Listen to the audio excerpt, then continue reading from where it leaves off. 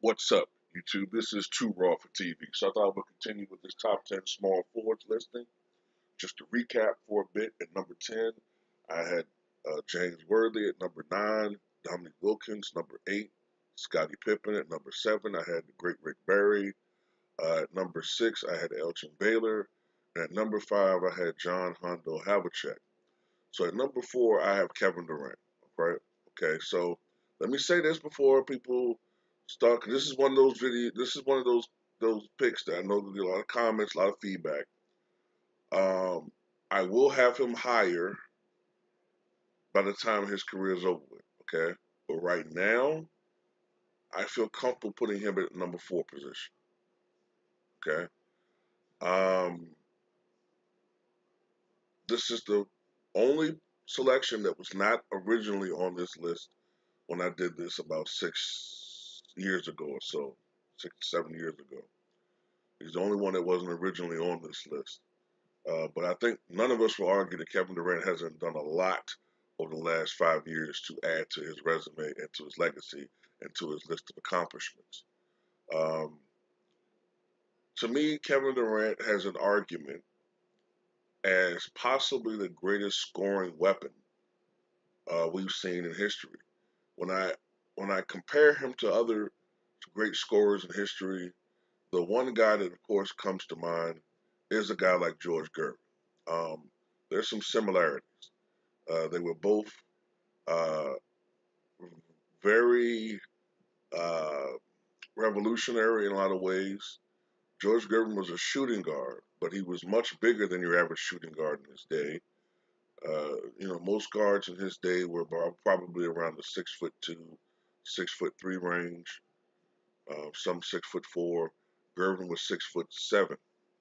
All right, very lanky, and Gervin utilized his size advantage when he was going up against uh, guards. When he was going up against forwards, being that he was 180, 185, I believe, at the time, and was quick, he used his speed to his advantage. He was going up against players his size or a little bit bigger. So, Gervin had those advantages. Kevin Durant, we've never seen a guy his size, 6'10" and a half, being able to handle the basketball in the way that he has and does, and to be able to shoot the way he does. Dirk Nowitzki was a great shooter, but Durant is so fluid in his movements. Dirk didn't handle the ball the way that Kevin Durant does. He has guard skills, in a man that literally is the size of, at least height wise, of many centers and power forwards. And he's an overall great shooter. He really doesn't have any offensive weaknesses. He's a great perimeter shooter. He's a 39% career three-point shooter, which is very high. He's around a 49% overall shooter. He's a great mid-range shooter. He can score from anywhere on the court. He's not the most athletic guy in the world, but he's very athletic.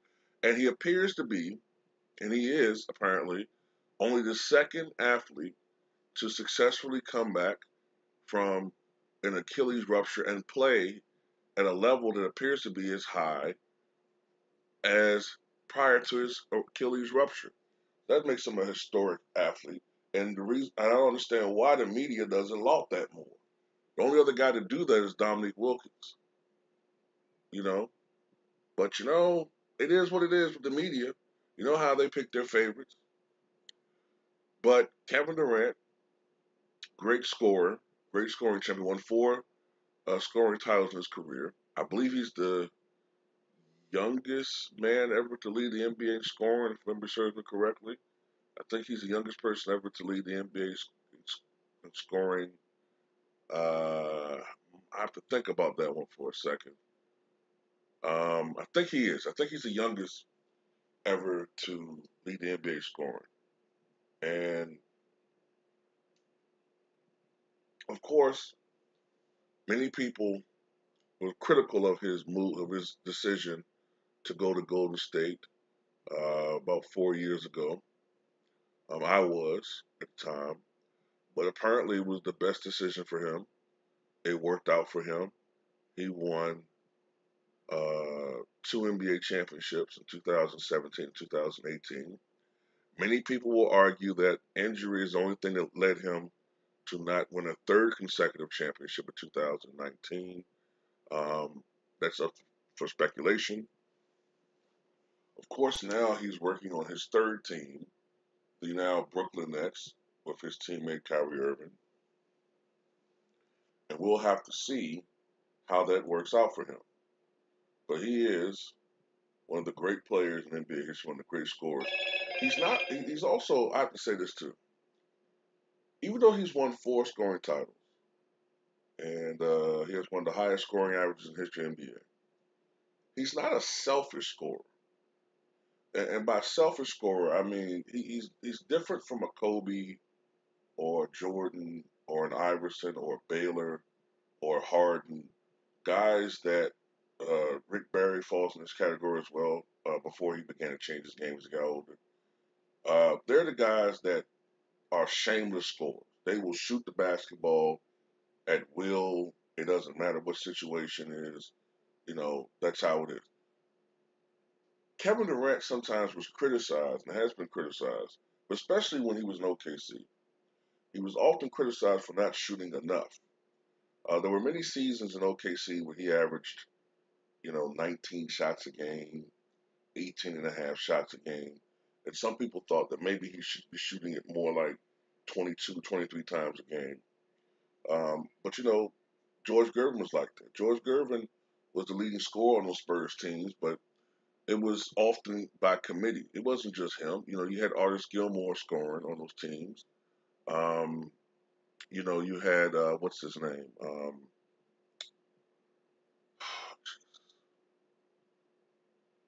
Played in the ABA too. Um, Athletic small forward. Boy, I can't think of his name off the top of my head. But there was other guys on that team with the San Antonio Spurs that it wasn't just Gervin. But back to Kevin Durant though. Kevin Durant,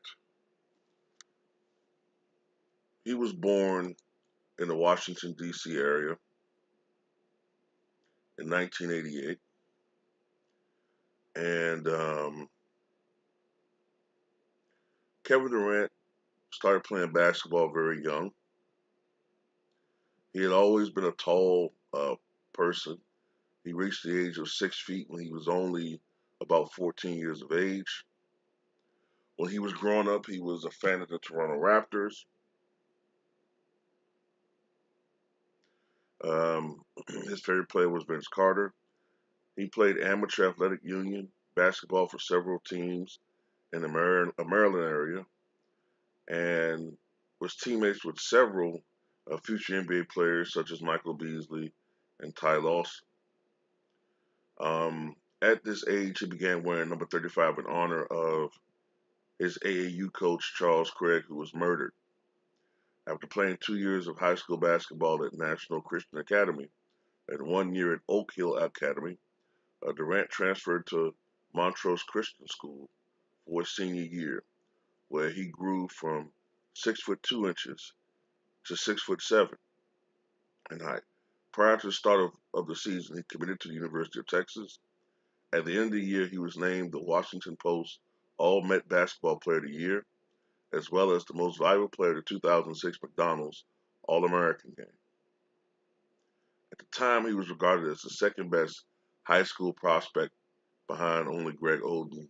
And man, has that changed in perception since then.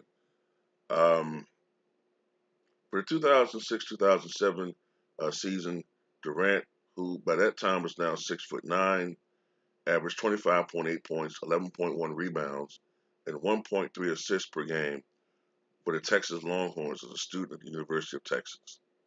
They finished the year with a 25-10 record and a 12-4 record in the conference. They were the fourth seed in the NCAA tournament, and Texas won their first round matchup against New Mexico State, but were upset in the second round by USC despite a 30-point and 9-rebound performance by Kevin Durant.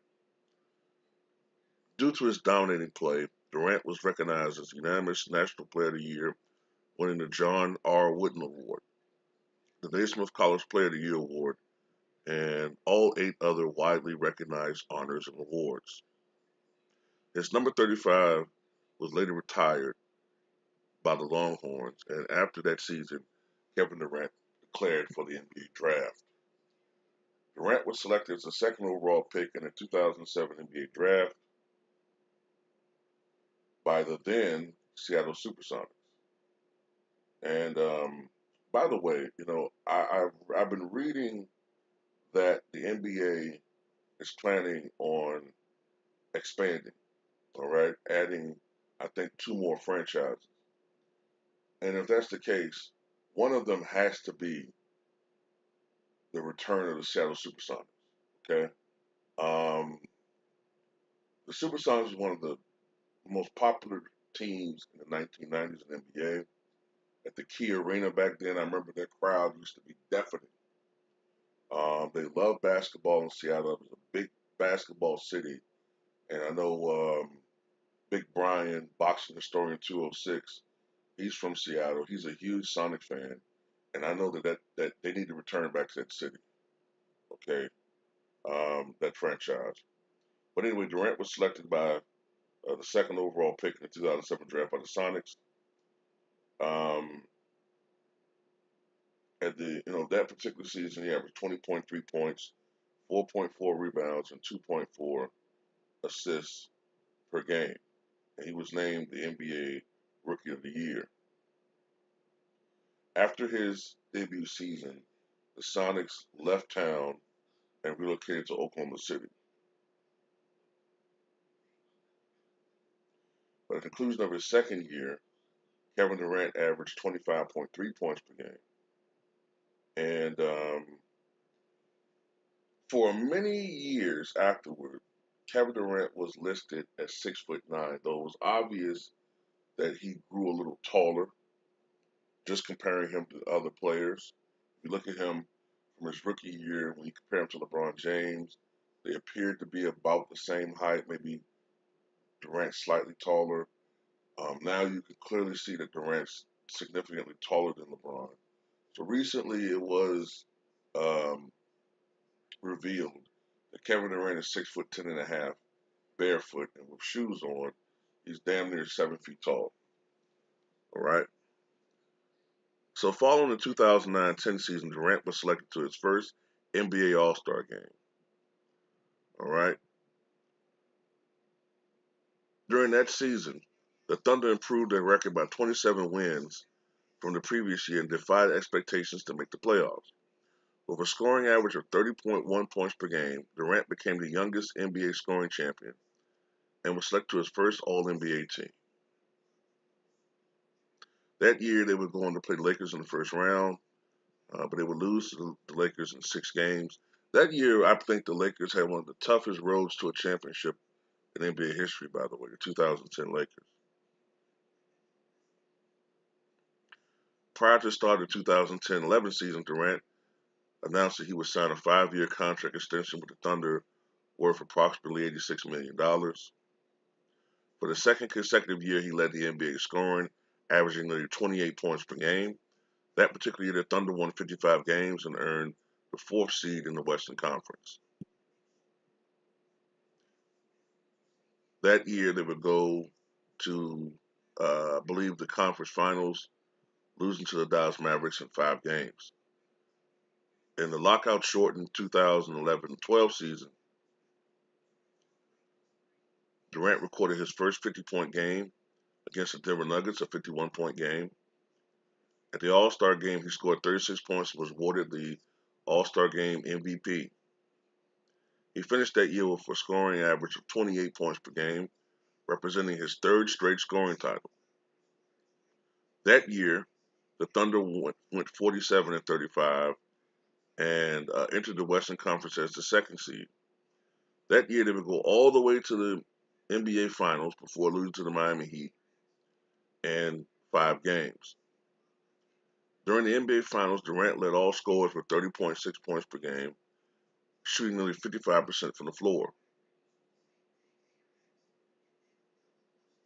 The next year, 2012-13 season, Durant averaged 28.1 points per game. He did not win the scoring title that year. I believe it was Carmelo Anthony that led the NBA scoring. I think he averaged like 28.9 or something like that. I think Carmelo Anthony led the league in scoring that year. That year, Durant became the youngest player in NBA history to record a 50-40-90 season, meaning shooting 50% from the floor, 40% from three, and 90% from the foul line. Um, he actually shot 51% from the floor, 41.6% from three, and 90.5% from the foul line. That year, OKC went 60-22, but they were unexpectedly and disappointingly eliminated in the second round by the Memphis Grizzlies in five games.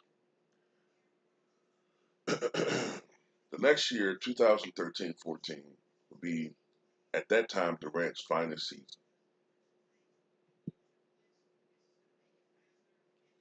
In April of 2014, he surpassed Michael Jordan's record for consecutive games scoring 25 points or more at 41. That year, he won the MVP, averaging 32 points, 7.4 rebounds, and 5.5 assists per game.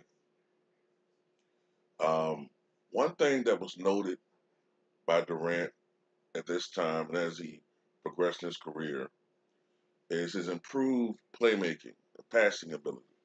Early on in his career, Durant would have seasons averaging, 2.5 assists. But that's one aspect of his game that improved toward his latter years with the Thunder, and especially playing in Golden State. His playmaking ability. All right. He won his fourth championship scoring title that particular year, the MVP.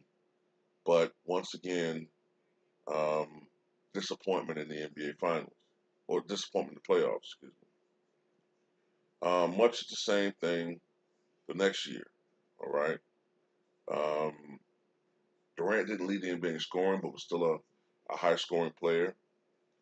But it was the same sort of situation where he, you know, wasn't really getting it done in the postseason.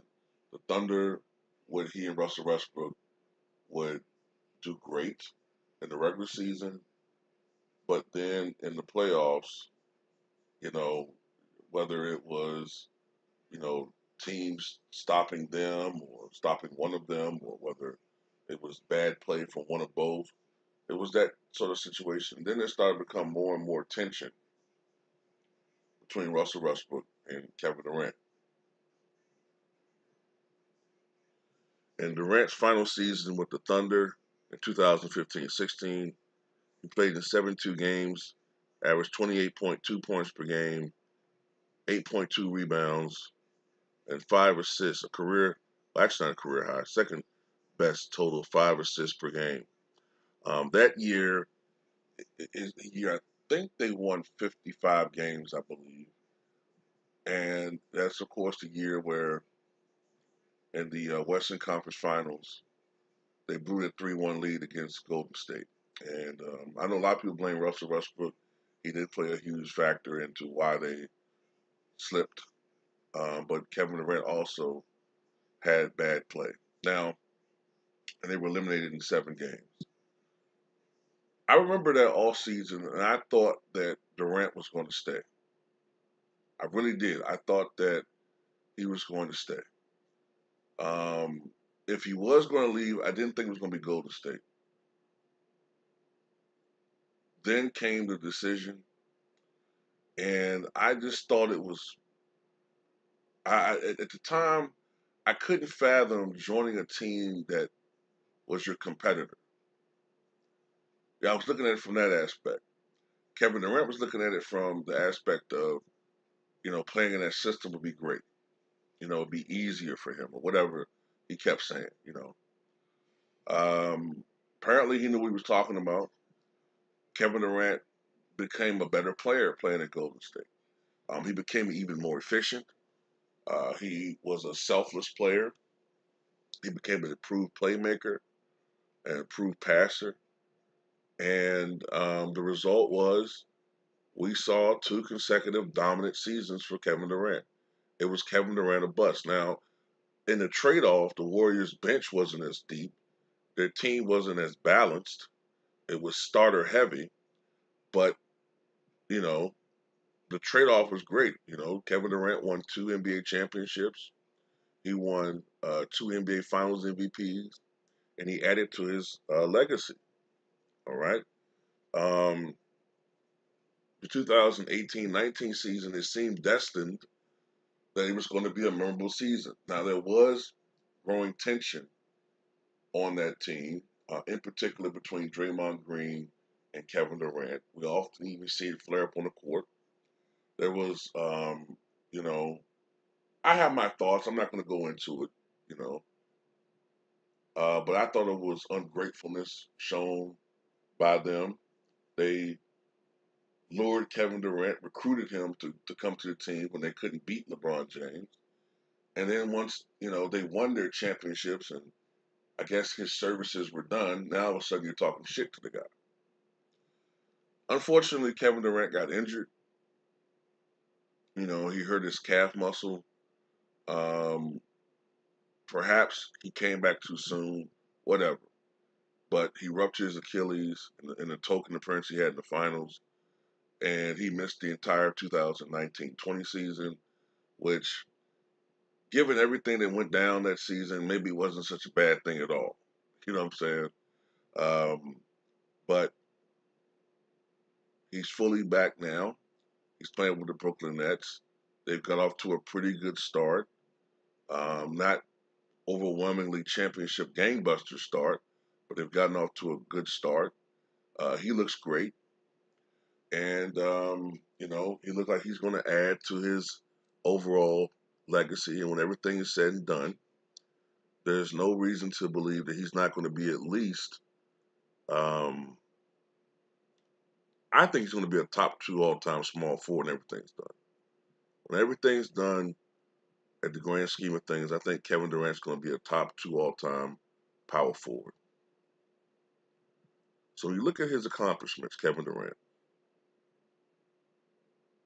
let's go through his list. So he's a four-time NBA champion. Excuse me, a 2-time NBA champion. He's a 2-time Finals MVP. He won the MVP award back in the 2013-14 season. He's a 10-time NBA All-Star, 2-time NBA All-Star Game MVP, 6-time All-NBA First Team, 3-time All-NBA Second Team. He was a 2007-2008 NBA Rookie of the Year, NBA All-Rookie First Team, 4 NBA Scoring Championships, as I mentioned before, a member of the 50-40-90 Club in 2012-2013. I'm going to mention his collegiate career. Consensus National College Player of the Year 2007, Consensus First Team All-American 2007, Big 12 Player of the Year 2007. His number 35 retired by the Texas Longhorns. He was the FIBA World Championship MVP in 2010, twice U.S. Basketball Male Athlete of the Year 2010 and 2016. McDonald's All-American Game MVP in 2006, First Team Parade All-American in 2006, Second Team Parade All-American in 2005, and of course, I neglected to mention that he's won 2 Olympic golds, once in London in 2012 and in Rio de Janeiro in 2016. Kevin Durant, one of the greatest players in the history of the NBA, and right now I have him as the 4th greatest small forward in the history of professional basketball.